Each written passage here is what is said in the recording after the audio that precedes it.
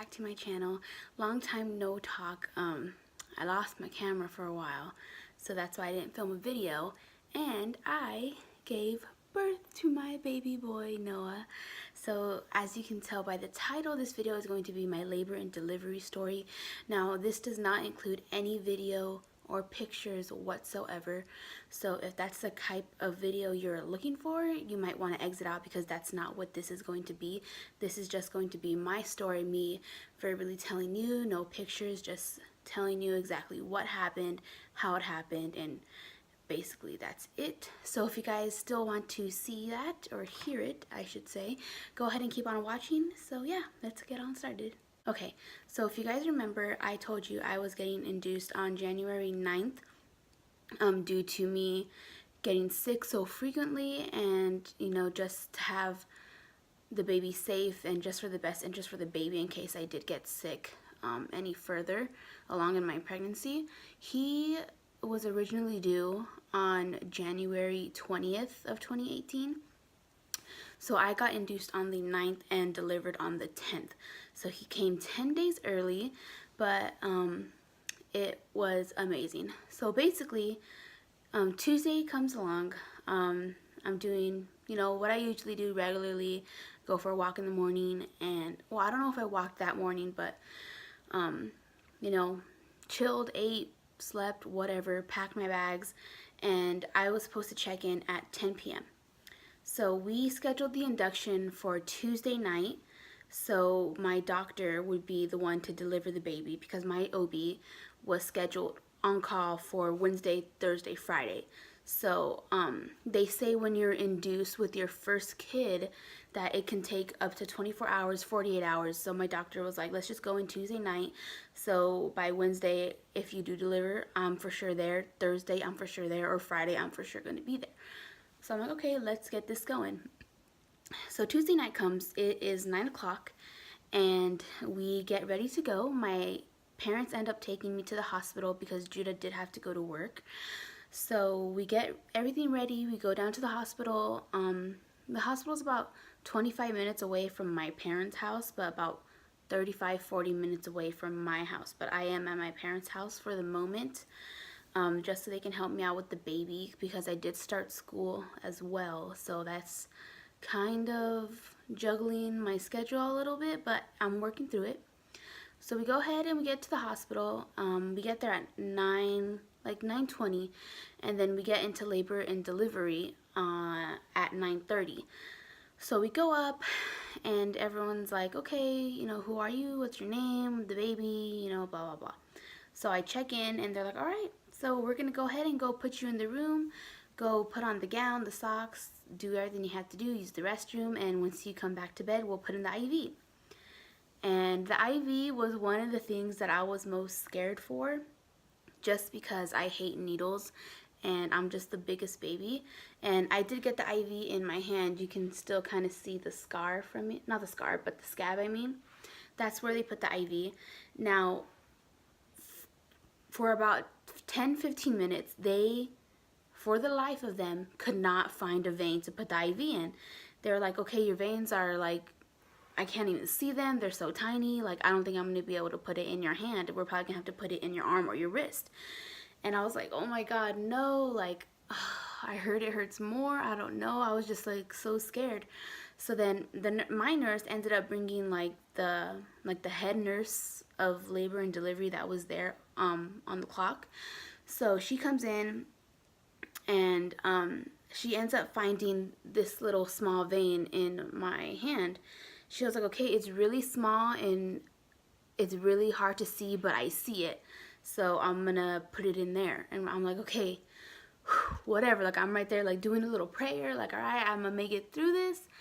And I'm not gonna lie to you, it did hurt a little bit, but I think because I was distracted by the other nurse. She was talking to me, asking me a bunch of questions, that I couldn't really focus on the pain. Well, I was able to focus on it when the other nurse like poked me and did all that stuff, but it wasn't giving me the anxiety that I knew I would have gotten if I wasn't distracted, if you know what I mean. So the nurse was over here asking me questions about Judah, like, oh, you know, what's your husband do, blah, blah, blah. And then the other nurse over here just goes for it. And I'm like, oh, he works for blah, blah, blah, at blah, blah, blah, in the city, blah, blah, blah. And, like I said, it did hurt, but, you know, I got through it. So I'm sure if any of you guys are expecting and the IV is something you're scared of, I have a very low pain tolerance. So, like, if you think you do, no. Like, scratch it. You do not. Like, if you, no, I do. Okay, I do. Like, it's so bad. Like, you'll be okay. Okay, you'll be okay. Just distract yourself if no one else is there to distract you. Just be distracted. Don't look, and it'll be over in like 5 seconds. But your hand, wherever you get it, I'm not sure about your wrist or your arm, but the hand, it does ache for a while, and it feels a little weird for a little bit, but eventually it goes away. So,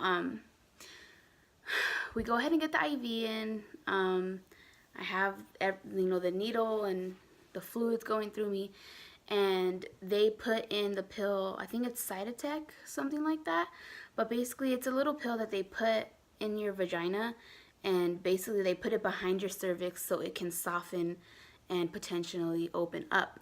So I was completely closed. I was soft, like soft enough for it to start opening, but they were like, okay, we're just gonna try the pill and see what happens.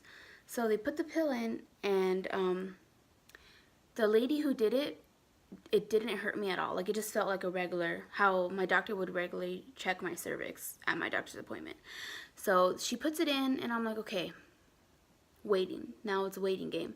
And this was at about 10 o'clock. So 3 hours later, 10, 11, 12, 1, she comes back and she checks me, and she's like, okay, it didn't really do anything. There's no change at all. Let's go ahead and put in another pill. So before she was going to put the pill, she actually had to do a switch. She was leaving, so I had another nurse come in. And the other nurse, basically, she was like, okay, I'm going to put this in. Your nurse just told me everything, like where it is, blah, blah, blah. So I'm like, okay, you know, whatever, let's do it. So she puts it in, and it didn't hurt, but it was just more uncomfortable than, you know, my first nurse who did it. So she got it done, she put it in, and this was 1 o'clock. So, throughout, you know, the hours, you know, every so often, I think it was like every 40 minutes, someone came in to check on me to make sure I was okay. And, oh, my parents, they did stay with me that night. They stayed until like 6 in the morning, but yeah, I wasn't alone. They stayed with me. So, I get the next pill at 1, and 3 hours later, so 4 o'clock comes, there's a new nurse. No, there's not. No, it's the same nurse. She comes in, she checks me, she said, okay, nothing's happening yet. Let's go ahead and put in one more pill, because I was going to get up to 3 pills, I believe. So, she puts in the other pill, and, you know, I go to sleep, or I try to sleep. I didn't really sleep. I probably took, like, little power naps every here and there, because I was getting contractions. They weren't bad contractions. They were bearable. It was just like, oh, that's uncomfortable, but, you know, whatever. It's gonna go away in a few seconds. That's the type of contractions that I was getting. I would say probably like a 2 or 3. They're noticeable, but not painful at all whatsoever, just uncomfortable. So since 9 o'clock up until 4 o'clock, I was getting those types of contractions. So they go ahead and put in the third and final pill. Then that nurse, she leaves for the night, whatever, and I get a new nurse. So I think I fell asleep for like about 30 minutes. And the new nurse comes in, and she's like, okay, so they just put it in. I'll come back around 7 o'clock, and I'll check you. And I'm like, okay. So this nurse, she was nice. Like, I have no complaints. She was nice, but she hurt me so bad. Like, so bad. I started crying. It was the worst thing ever.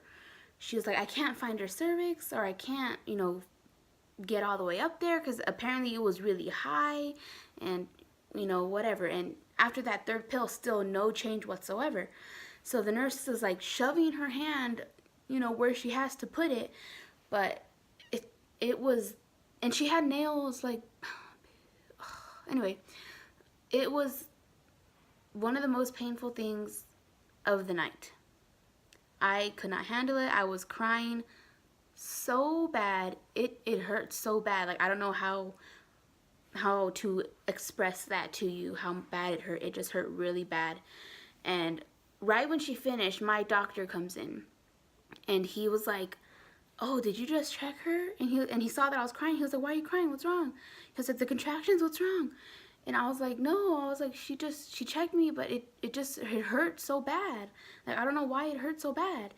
And the nurse was like, "I couldn't find it. Like, the other nurse told me it was really high up, and it was to the left, apparently."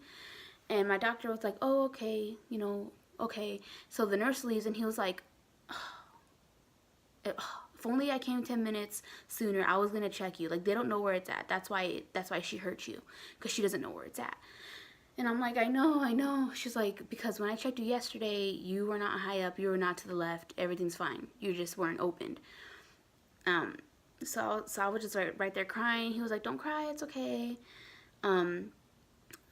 By 10 o'clock, if nothing's happening, I think he said he was going to check me at 10. Yeah, he was going to check me at 10 just to see if anything else had happened. They didn't give me no other pills. They just wanted to wait it out a little bit. So, oh, and by this time it's already Wednesday, obviously. The night passed. So I was like, okay. He was like, "Try to get some rest." And the nurses were like, "You cannot eat. You cannot eat." And my OB was like, "Have you eaten?" And I'm like, "No, they said I can't eat. They said if I want to eat, I can eat like ice chips." And he was like, "Oh my God, like, don't listen to none of them." He was like, "I'll be right back."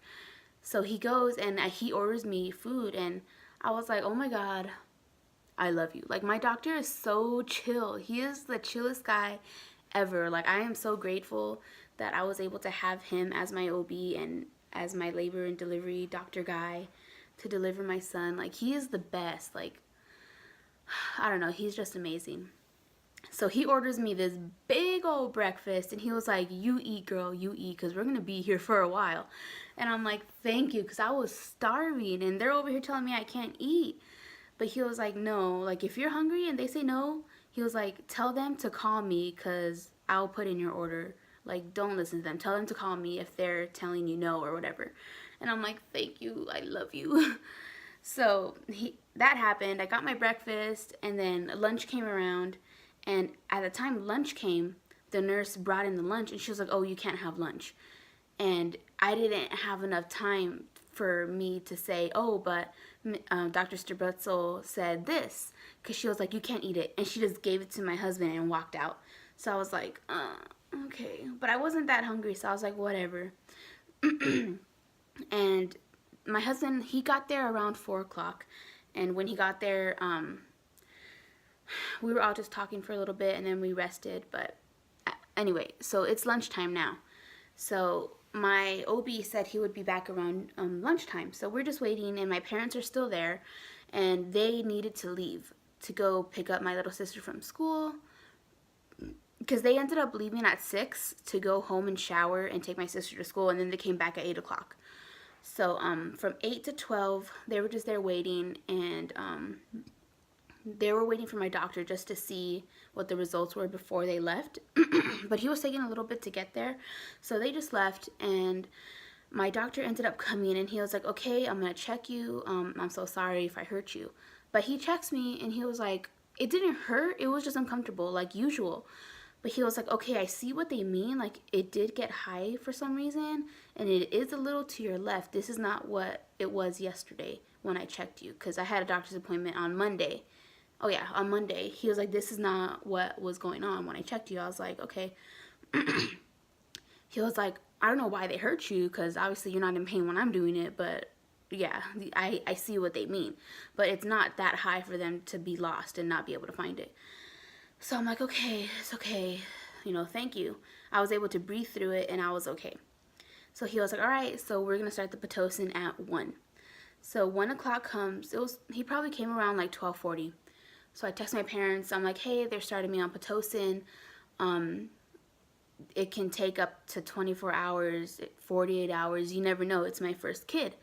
So my doctor didn't want to tell me this, but he said he was expecting me to reach 4 centimeters in 20 hours. He did not tell me that, but that's just what he assumed. So they gave me the Pitocin, and for the first hour, sorry, I hate when my hair is behind my ear. For the first hour, 1 to 2, everything was fine. My contractions did get a little stronger. Not stronger, more frequent, I mean. They came, I think, every like 3 to 6 minutes I was having a contraction. They didn't hurt at all, really. It was like a 3, I would say. So I was just like right there chilling, and it's 2 o'clock. So my parents text me. They're like, hey, we're just waiting for your sister to get off school, and maybe we'll go over. And I felt bad because, like, they were with me the whole night. Like, I didn't sleep. They hardly slept.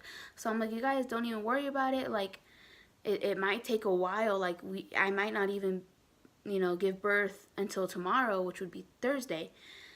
And I'm like, you guys stay home. I'll let you know what happens. If I need you guys, I'll tell you guys to come. But you guys stay home and rest. So they're like, okay, thanks.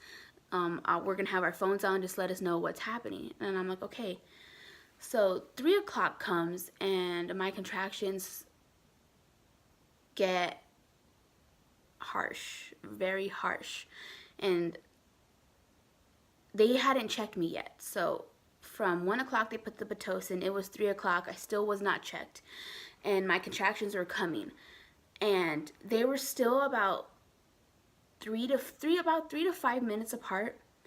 And they were getting strong. So from about a 3, from the hours of 1 to 2, and the pain being 3, at 3 o'clock, the pain, I would say, jumped to a 6. So I was still able to handle it. Like, it did hurt, but I was just, breathing through it, and I was just, like, praying. I was like, okay, I'm thinking positive. I'm like, okay, I'm one step closer for my son. He's going to be here. This is what needs to happen for him to be here. I'm okay. I'll be okay. And I was just praying to God, like, Lord, help me get through this. It hurts, but, I need my son, so please help me stay positive through this. So the whole hour goes by, and 4 o'clock comes, and they still hadn't checked me at 4 o'clock on the dot, is what I mean, 4 o'clock. So my mom texts me. And at that time, my contractions were, like, unbearable at that time. And I could not handle it. So they were coming every 2 minutes. And I literally got, like, I don't know, but it was crazy. They were coming every 2 minutes for a little bit, and then they were just coming back to back to back to back to back. Like, I literally only had an 8-second gap, and then another contraction would come. That's how bad it was. Like, it was crazy. And those contractions were at a 10, and I did not even know it. Yeah, I just kept, praying, like, okay, God, help me through this. And I kept saying, like, Noah's going to be here. It's all for Noah. We can do it. Because my original plan was to have an all-natural birth. I didn't want the epidural, but all the nurses that I had since 9 o'clock Tuesday night, they were telling me, just keep an open mind. Like, you never know. You might want it. Who knows? So I signed the paper for the epidural just in case I wanted it. And like I said, it's 4 p.m. the next day, Wednesday, and my mom texts me at 4:17, and she's like, hey, Jazz, are you okay? Is, any update?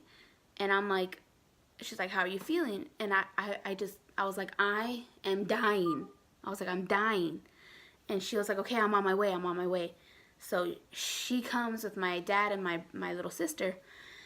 And when they got there, I had already asked for the epidural because I need to, poop. But, the doctors are always like, more than likely, it's not you needing to poop. It's the baby's head lowering. It's the baby getting into position. But me, I was like, no, I know I need to poop. So I go to the restroom, and I did need to poop, and I did go. But as I was going, that's when the contraction hit. Like, that's when I knew it was for sure a 10. Like, I started crying. I could not get up. It hurt so bad. I was just right there, like, sweating and crying. I didn't know what to do. It hurt so bad. And right when it ended, it lasted for about 45 seconds, almost a minute. So I was just there, and right when it ended, I was like trying to hurry up and, you know, get myself cleaned up. And then right when I stand up, I get another contraction, and it's just going on for about 45 seconds to another minute. And I'm just right there like crying my eyes out. It hurt so bad. That's how I knew, like, this is a 10 for sure, for sure. So right when it ended, I like walk as fast as I can, and I have the little, you know, the IV rail with me, and I had to carry it with me. So I'm like going as fast as I can back to the bed, and I just get down and I, you know, hug the rail again because another one was coming, and I was like, oh my God, I can't do this, I can't do this. And then the nurse comes and she checks me. Sorry for that, my dogs. But anyway, so the nurse comes and she checks me, and she was like, okay, you're at a 4 or 5. And she like sees that I'm in so much pain. And I was like, she left for like probably 2 minutes. She was like, I'll be right back.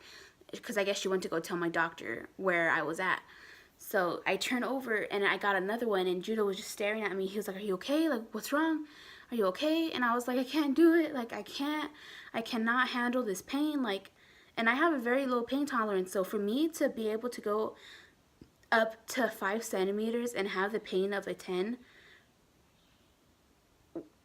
I don't know how I did it, but I did it. I was just praying and trying to breathe and think positive. But at that time, I was like, I can't do this. I cannot do it. And she comes back. She was like, do you want the epidural? And I was looking at Judah, and I was like, I didn't want to get it, but I'm like, I need it. I was like, yes, I need it. Please give it to me. And she was like, okay. And, you know, usually when you ask for the epidural, you wait for about 45 minutes to an hour. But thank the Lord, she walked out, and the anesthesiologist and my OB were just right there talking. So she was like, she needs you, like now. So my doctor was like, what? Okay, I'm coming. And the anesthesiologist was like, I'll be right back. Let me go get the cart. And right when he's going to get the cart, my parents come in, and my mom was like, what's wrong? What's wrong? And she's like, you know, trying to calm me down. And, you know, my dad's there. And my dad, he was like the biggest baby. Like every time he heard me, you know, scream, not scream, but like, you know, whatever, or cry. I think I screamed a little bit. Like when that one nurse checked me, I screamed. Like, no, I did. And every time I cried, like, he had to leave because he was getting so upset. And he didn't like hearing me cry. He didn't like seeing me in pain. So he left and like was crying. But anyway, so I was like, I asked for the epidural, and my dad and my mom were like, it's okay. You know, it'll all be okay. Just couple minutes, you'll be fine, the pain will be done, you'll be okay. So the anesthesiologist comes in, and everybody leaves, even my husband. He wasn't able to stay. So they leave, and, you know, I'm sitting up in the position that they want me to, you know, hunched over like this, hugging a pillow, and, you know, they tell you not to move, and I tried my hardest not to, but they were watching the monitors because, you know, they try to do it when you're not having a contraction. And they were watching the monitors, and literally at that time, I only had a 3-second break, and I am not kidding you. 3 seconds and another contraction would come, and it would shoot all the way up and just like stay there, and then go down, and then right back up, and then just stay there for about 45 seconds. So they're like, okay, like, obviously she's not going to stop having these contractions, so we have to give it to her now. So the doctor was like, okay, I know you're having contractions, just don't move, try not to move. And I'm like, okay, I'm trying not to. And it was the worst thing ever, having those contractions with a 3-second break and having the guy trying to put something in my spine. It was the worst thing ever. I've never cried or sweated simultaneously that much in my life.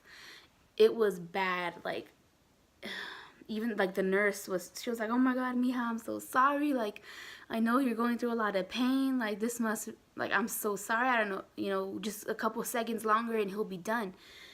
So for the epidural, I did feel a pinch at first. That's what it feels like. It just feels like a big bee sting, like a really big bee sting. And, you know, people say that you're not really focused on it because of your contractions, but because my contractions were at a 10, giving me 3-second breaks, I was in so much pain from that, and thinking like, and having anxiety about the epidural, that I did not forget the pain. I was not able to block out the pain of the epidural. No, I felt it. I felt it. But like the thing is with me, when he brought his things in, I did not look at it. I was like, okay, like, girl, you know you're scared of needles, don't look. So I didn't even look at it. I was just like hugging my pillow, looking to like the left, just crying and crying. So I don't know what he brought in. I did not know what he brought in. So I'm just there, and you know, he gets things going. I'm crying, I'm sweating, I'm everything. And it takes him about 5 minutes to, you know, do what he has to do. And it hurt. I'm not gonna lie to you, it hurt really bad. Cause, you know, first it's the big bee sting. Oh, my baby is up. Hold on. Okay, so they give me the epidural, and it takes him about 5 minutes to, you know, do it all.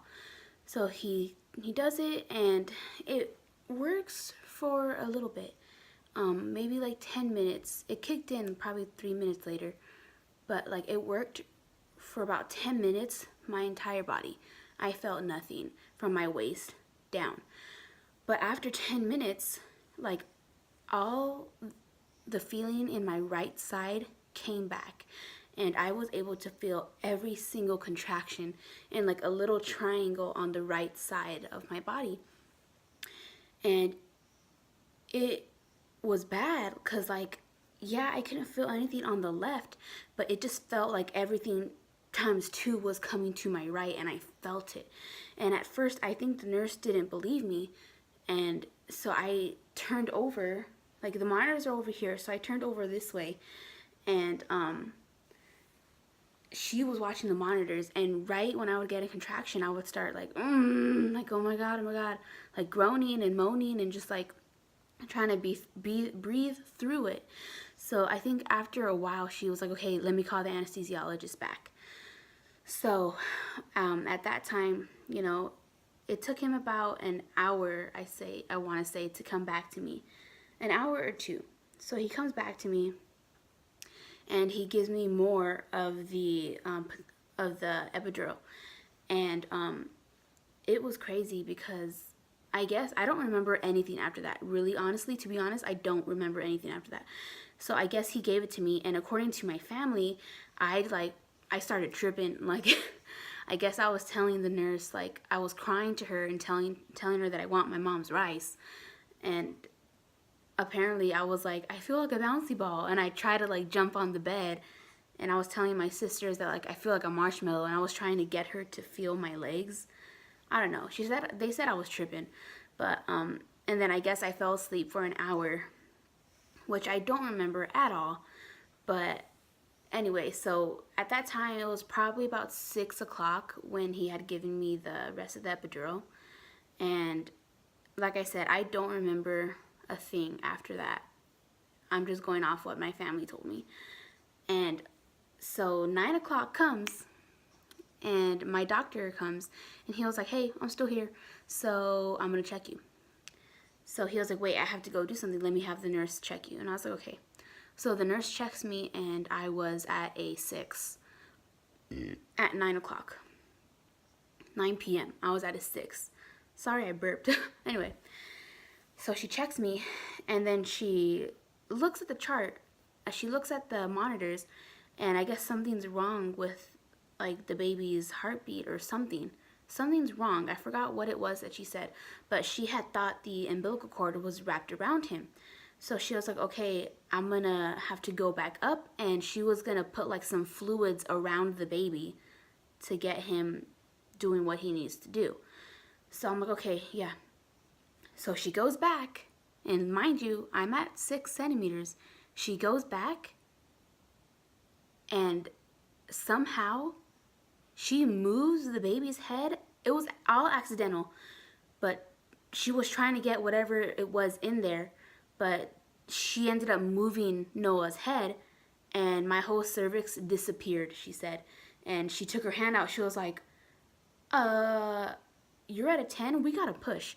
And I was like, what are you talking about? And I had the oxygen mask on and everything, so I thought I was just like out of it. And she was like, So she was like, I'll be right back. So she left and she comes back and she was like, so, as I was trying to do this thing, I accidentally rotated your baby's head and your cervix disappeared. You are now at a 10 and it's time to push. And I was like, where's my doctor? Can my doctor confirm this? So she was like, I'll be right back. She goes and grabs my doctor, and doctor comes, and he was like, all right, so I hear you're at a 10. We're gonna start, see if we can get things going.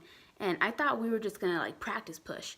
So I can't recall what time it was, but my older sister ended up coming, and in the room it was me, my mom, Judah, and my older sister. And for the longest, my sister was like, Noah's gonna come when I get there. He's coming out when I get there. Like, she was just saying that just to say it. So she comes, and we're doing it. Like, I was like, oh my God, okay. I don't know what I was doing, but my doctor was like, you're doing good. Keep doing that. Keep doing it. Like, it's working. Whatever you're doing is working. So we got going. I pushed for 25 to 30 minutes. And my sweet baby Noah was born at 10:11 p.m. and he weighed 5 pounds 7 ounces and was 17 and a half inches long. It is now a week later. He weighs 5 pounds 8 ounces, so he gained 1 ounce, and he is 18 inches long, and so he gained half an inch. It was the most craziest thing in my life. I just felt like I had the epidural, so once they gave me the second dosage, I couldn't feel anything, like not even my stomach. But apparently I was doing great, and whatever I was doing was working. So it was weird. It just felt like a really big amount of pressure down there. Like you had to take the biggest, poop dump of your life. So every time I felt it, I was like, okay, we have to go. When I will start pushing. And it was crazy. Like, I think I pushed about, I want to say 15 times to get his head out, because I couldn't breathe. I honestly, I just couldn't, because I have asthma and I had anxiety, and it was crazy. So I was just like crying, and I was like, okay, I have to do this. And I was crying because the pressure, it was just so much pressure down there, and I just wanted him out. I was like, I need this relief. I need him out. So after about 15 pushes for the head, his head came out. And I think I pushed 3 more times, and the rest of his body came out. So I pushed, I think they said 25 minutes or 30 minutes, and he was out, born at 10:11 p.m., like I said. And I had a very small tear internally. It only took 1 stitch, 1 or 2, I believe. So everything was fine. When he came out, he did have some breathing problems, but, we did skin to skin for like 5 seconds, but he ended up being okay. Yeah, I wanted to have skin to skin for the whole hour, but it didn't happen because, Judah's family members ended up coming.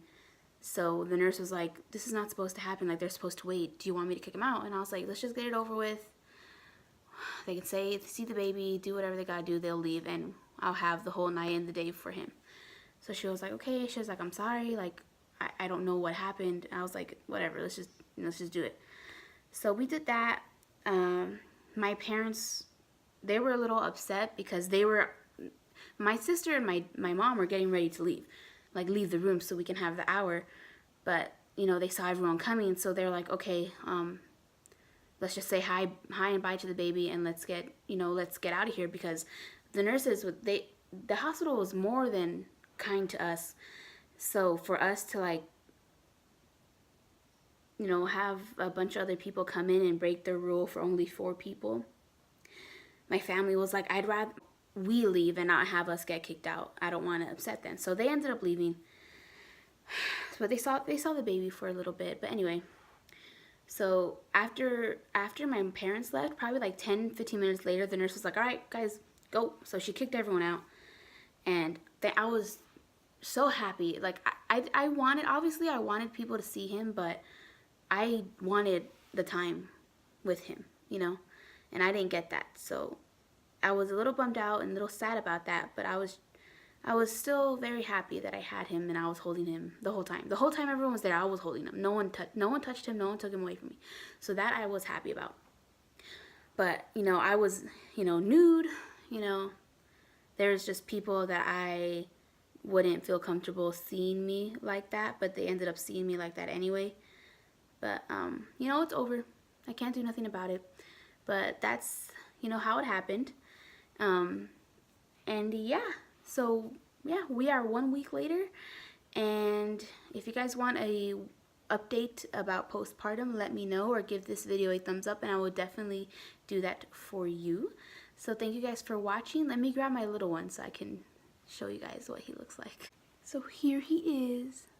Sorry, he's trying to burp.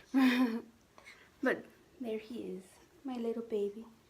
He's a little turtle. I love him so much. But yeah. Oi, hello. Hello.